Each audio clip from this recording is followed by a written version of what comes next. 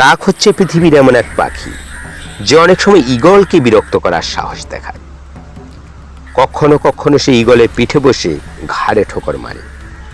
কিন্তু মজার বিষয় হলো, ঈগল কাকের সাথে লড়াই করে নিজের শক্তি নষ্ট করে না।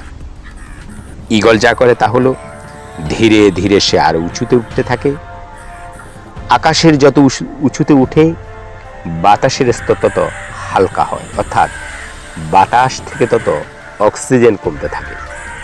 অন্যদিকে ঈগলের গতি তত বাড়তে থাকে। সেই পরিবেশে কাক বেশিক্ষণ নিজেকে টিকিয়ে রাখতে পারে না।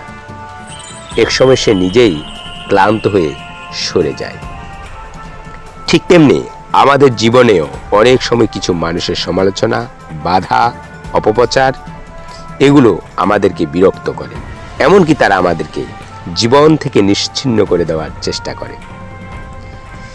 তাদের সঙ্গে তর্ক বা বিরোধে জড়িয়ে সময় নষ্ট না করে নিজের কাজ, দক্ষতা ও উন্নতির দিকে মনোযোগ দেওয়াই বেশি বুদ্ধিমানের কাজ হবে। যখন আপনি আপনার লক্ষ্য, পরিশ্রম ও সাফল্যের উচ্চতায় এগিয়ে যাবেন, তখন এই অপ্রয়োজনীয় লোকগুলো আপনার থেকে এমনি সরে যাবে। উল্টো এই কাক চক্ষু লোকগুলো এক সময় কা কা করে আপনার গুণগানে গাইতে